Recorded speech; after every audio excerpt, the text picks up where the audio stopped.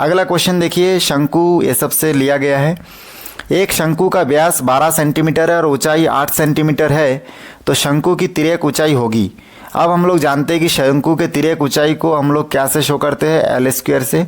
L square equal to R square plus H square, ये आपका तिर्यक ऊंचाई का सूत्र है। इसमें से देखिए आर मतलब त्रिज्या है, एच मतलब ऊंचाई है। यहाँ पे व्यास 12 दिया है, त्रिज्या कितना होगा 6 होगा, तो 6 का स्क्वायर प्लस एच का वैल्यू देखिए ऊंचाई कितना दिया 8 दिया है, तो 8 का स्क्वायर। और इस प्रकार से एल इक्वल टू ये जो स्क्वायर था स्क्वायर का स्क्वायर ही रहेगा। यहाँ पे 6 चक 36 होगा और यहाँ पे 8 अट्ठे देखिए 64 होगा। इन दोनों को हल करेंगे तो 100 आएगा और एल के ऊपर जो स्क्वायर था उसको हम लोग पक्षांतर कर देंगे, रूट हो जाएगा और इसमें प्लस माइनस क्या आ जाएगा 10। तो हम लोग माइनस को नहीं लेते, प्लस वैल्यू को ले सकते। तो इस प्रकार से हम लोग जानते हैं कि एल का वैल्यू कितना होगा 10 होगा। ऑप्शन नंबर ये करेक्ट होगा। इसको सॉल्व करके आपको इस प्रकार से देखना पड़ेगा, ठीक ना। चलिए आगे बढ़ते हैं। 17 नंबर क्वेश्चन में देखिए लिखा हुआ है, एक शंकु की त्रिज्या 3 सेंटीमीटर, ऊंचाई 4 सेंटीमीटर है, तो शंकु की तिर्यक ऊंचाई ज्ञात करिए। तो तिर्यक ऊंचाई का सूत्र है एल इक्वल टू रूट, ठीक ना। अगर स्क्वायर देंगे तो भी चलेगा और नहीं देंगे तो आप इस स्क्वायर को दूसरी तरफ रूट के रूप में R square plus H square के ऊपर दे सकते हैं। तो एल इक्वल टू है जगह देखिए रूट, आर का वैल्यू इसमें देखिए दिया है 3 सेंटीमीटर, 3 का स्क्वायर प्लस एच का मान दिया है 4 सेंटीमीटर मतलब 4 का स्क्वायर। 3 तिया 9 होता है और 4 चौक 16 होता है, तो 9 और 16 हो जाएगा 25 और 25 का वर्गमूल कितना आता है माइनस प्लस 5 आएगा। खाली 5 को लेंगे हम लोग, पॉजिटिव वैल्यू को लिया जाता है, तो इसका वैल्यू हो जाएगा 5 सेंटीमीटर। 2017 में सेट सी में पूछा गया था। उसके बाद देखिए नेक्स्ट क्वेश्चन दिया है, शंकु का व्यास। शंकु का व्यास अगर 6 सेंटीमीटर है, ऊंचाई 4 सेंटीमीटर है, तो हम लोग एल इक्वल टू सूत्र लगाएंगे इसमें, L equal to root R square plus H square. L का वैल्यू हमको मालूम है कितना है, इसमें देखिए एल का वैल्यू हमको मालूम नहीं है और आर का वैल्यू हमको मालूम है। 6 सेंटीमीटर व्यास है तो इसका व्यास का आधा कर देंगे तो हो जाएगा त्रिज्या का मान 3, 3 का स्क्वायर प्लस का प्लस। एच का वैल्यू इसमें 4 है तो 4 लिखेंगे, 4 का स्क्वायर हो जाएगा क्योंकि एच का स्क्वायर है। फिर 3 तिया 9 हो जाएगा, 4 चौक 16 होगा, 9 16 25 हो जाएगा और 25 का वर्गमूल 5 होता है, तो आंसर आ जाएगा 5, जो कि ऑप्शन नंबर सी करेक्ट हो जाएगा। छत्तीसगढ़ 2017 में ए सेट में ये क्वेश्चन आ चुका था। देखिए आगे बढ़ेंगे, घनाभ में शीर्षों की संख्या। अब यहाँ पे घनाभ में शीर्षों की संख्या पूछ रहा है, तो घनाभ हम लोग जानते हैं कि जिसमें घन और घनाभ में फ़र्क क्या होता है कि घन में सभी भुजाएं एक समान होती है और घनाभ में सभी भुजाएं एक समान नहीं होती। तो हमसे ये पूछ रहा है कि घन और घनाभ जो होते हैं इनमें, ठीक है ना, शीर्षों की संख्या कितनी होती है। तो हमको सबसे पहले ये बताना पड़ेगा कि घनाभ में शीर्षों की संख्या कितना होती है। नॉर्मली हम लोग जानते हैं कि घन हो या घनाभ हो, शीर्षों की संख्या 8 होती है, जो कि इसका करेक्ट आंसर हो जाएगा ऑप्शन नंबर 8, मतलब ऑप्शन नंबर बी। तो घनाभ में शीर्षों की संख्या कितना होती है, 8 होती है। आपसे पूछा जाएगा घन में शीर्षों की संख्या कितना होती है, तो भी आप उसमें 8 ही आंसर देंगे, क्योंकि घन और घनाभ में दोनों में ही शीर्षों की संख्या एक समान होती है, अलग अलग नहीं होते।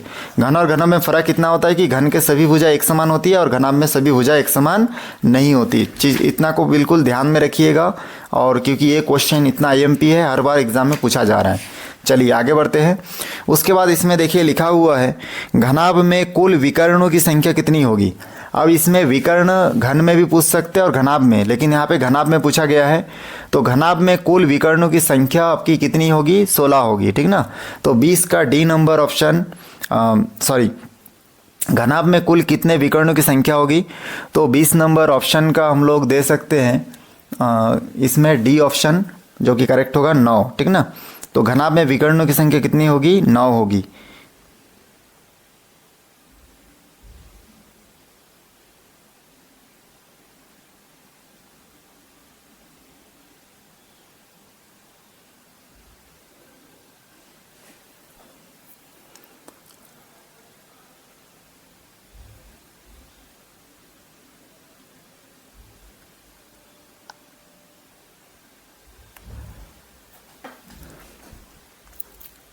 यहाँ पे देखिए 20 नंबर क्वेश्चन में पूछा है घनाभ में कुल विकर्णों की संख्या कितनी होगी, तो इसका करेक्ट आंसर होगा ऑप्शन नंबर ए 16 होगी। 2022 में सेट बी में प्रश्न पूछा गया है, एक घनाभ के कोरों की संख्या कितनी होती है। तो घनाभ में एक कोरों की संख्या कितनी होती है, इसका करेक्ट आंसर होगा ऑप्शन नंबर ए 12 कोरे होती है। विकर्णों की संख्या होती है। तो एक घनाभ के आकाशीय विकर्णों की संख्या कितनी होती है? इसका करेक्ट आंसर होगा ऑप्शन नंबर ए, ठीक ना। उसके बाद देखिए 4 होती है। एक घन के आकाशीय विकर्णों की संख्या कितना होती है? तो घन के में पूछेंगे तो भी आपका ऑप्शन नंबर कितना होगा? सी होगा, 4 होती है। घन और घनाभ में दोनों में आकाशीय विकर्णों की संख्या 4 होती है। चलिए अगला क्वेश्चन देखते हैं। चाप द्वारा केंद्र के परिधि के शेष भाग में बने कोण होता है। तो चाप द्वारा परिधि के शेष भागों में कितने का कोण बनाया जाता है? ये आपका क्वेश्चन पूछा गया था, या 2 गुना होता है लिख सकते हैं। तो इसका ऑप्शन नंबर बी होगा। छत्तीसगढ़ 2023 में बी सेट में आ चुका है। चलिए इसके बाद अगला क्वेश्चन देखते हैं। देखिए अगला क्वेश्चन यहाँ पे लिखा हुआ है कि वृत्त पर स्थित किसी बिंदु पर कितनी स्पर्श रेखा खींची जा सकती है? तो वृत्त पर स्थित किसी बिंदु पर कितनी स्पर्श रेखा खींची जा सकती है? इसका करेक्ट आंसर होगा ऑप्शन नंबर बी, 2 स्पर्श रेखा खींची जा सकती है। क्योंकि हम लोग किसी भी वृत्त पे अगर केंद्र से साइड से कोई 2 लाइन खींचे तो ये 2 लाइन ही टच करके जा सकता है, ठीक ना। तो ये 2 होगा इसका। छत्तीसगढ़ 2023 में बी सेट में पूछा गया था। उसके बाद वाला ऑप्शन में दिया है √2 + 1 और √2 - 1 का समांतर माध्य है। छत्तीसगढ़ 2018 में सी सेट में आया था। तो यहाँ पे इन दोनों का समांतर माध्य निकाल के हमको देखना पड़ेगा कि इसमें इसका समांतर माध्य कितना आता है। दोनों को आपस में जोड़ना है, 2 से भाग देना है।